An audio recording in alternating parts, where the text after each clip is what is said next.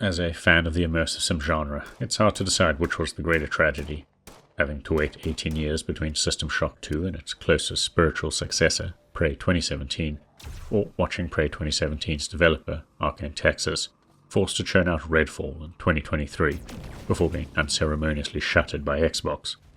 At least that year, Nightdive Studios' remake of the first System Shock finally arrived on PC, after a turbulent 8-year development cycle that included IP licensing concerns, extended periods of silence, 3 complete restarts, and a shift from Unity to Unreal Engine 4. To their credit, the result was mostly worth the wait. Replaying it by way of 2024's excellent console ports, for both current and last-gen hardware, the System Shock remake is faithful to a fault in some regards, but still infinitely more playable without the original's clunky first-person shooter point-and-click hybrid controls. System Shock 2023 is far more involved than a traditional FPS, but it controls like one and works well enough when using a controller, aside from sluggish inventory management and an awkward lean toggle.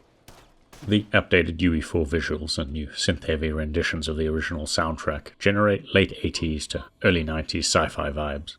Think harsh lines, retro-futuristic tech, an abundance of specular reflections and overblown neon lighting.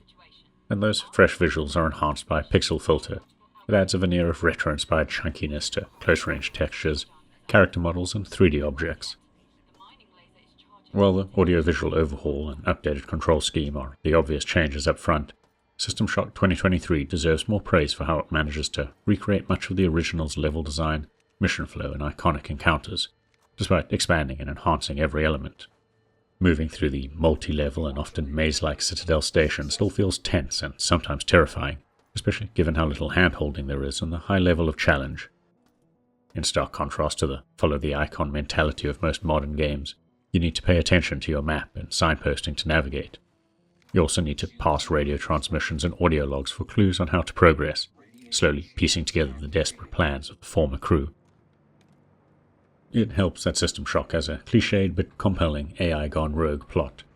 After being arrested for attempting to steal designs for a Tri-Optimum neuromod, your hacking protagonist finds themselves transported to Citadel Station and confronted by Vice President Edward Diego with a simple offer: become part of their dubious experiments, or utilize their skills to remove the ethical constraints on the station AI, Shodan, and receive the modification they were after as a reward. Emerging from a medical pod 6 months later, it turns out unshackling an AI with a guard complex was a poor choice, and she now wants you crushed like an insect.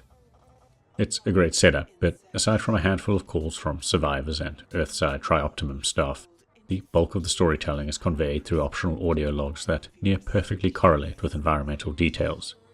The more attention you give to the narrative elements, the more you get out of them. A first playthrough also nails the sensation of awakening amidst a disaster alone and out of your depth. However, the updated mechanics and returning difficulty levels allow you to tailor the experience to be more forgiving of rushed exploration, poor planning, or scrappy combat. The overhauled UI and menus better track progression. Grid-based inventory management and quick slots for combat are a godsend, and you can customize the difficulty of individual systems. You get simple map markers on the easiest mission difficulty, or a 10-hour time limit on hard. Combat is always challenging, but you can tweak incoming damage, mob sizes, and respawn rate.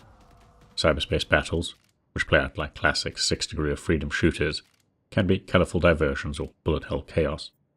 Puzzles, a mix of balancing voltages, rerouting power, and finding codes, can be brief distractions or leave you wishing you had a logic probe to simply override them. There are fans of the original that would suggest maxing every difficulty aside from enforcing the time limit for a first playthrough, but I'd argue even on the easiest settings, System Shock 2023 never loses that inherently challenging immersive sim core. Running straight into a horde of cyborgs is likely to see you shredded, regardless of the difficulty. Well, too many scrappy fights early on will leave you short of supplies and forced to adapt.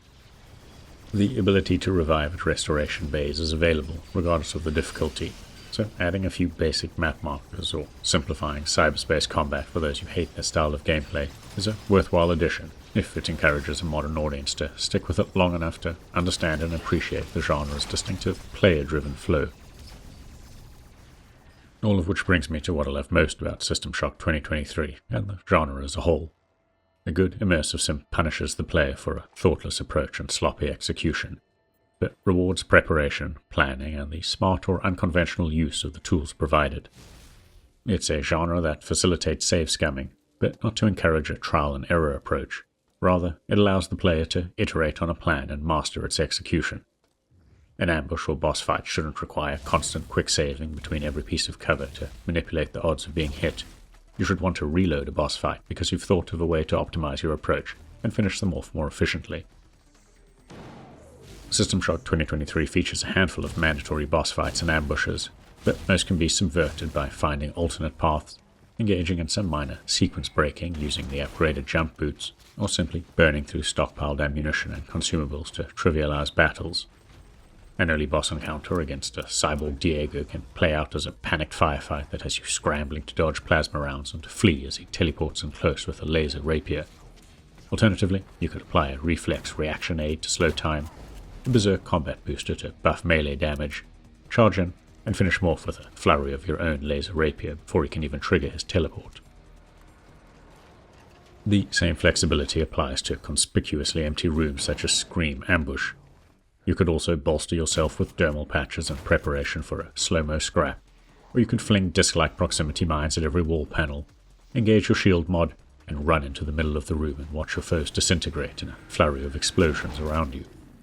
Of course, with a limited inventory and storage options, the tools at your disposal are dependent on your willingness to explore, backtrack, and prepare. There's almost always enough to get by, even within boss arenas if you survive long enough to find them. But cautious and systematic explorers are rewarded with early access to powerful weapons, mod and weapon upgrades, and no shortage of character-enhancing dermal patches and meds. Wrapping up, I'd reiterate my argument that a good immersive sim should ensure players can always progress using the tools or mechanics provided, conventionally or otherwise. It should reward them for exploration, preparation, and planning, and punish them for thoughtlessness or scrappy execution. I've played far too many modern games that, while often technically impressive and mechanically polished, are so reliant on familiar and effortless gameplay, the idea that player friction should be minimized, that my brain switches off and I run on autopilot until the next set piece or elaborate cutscene regains my attention. A good immersive sim may lack that scripted spectacle and controlled pacing, but I prefer games with the minute-to-minute gameplay, that essential game part of video game, is consistently engaging and rewarding. If you feel the same, the immersive sim genre is well worth your attention, and the System Shock 2023 Remake is one of many excellent options available on console and PC. If you've got this far, please consider giving the video a like and maybe subscribing to our channel as it helps us grow.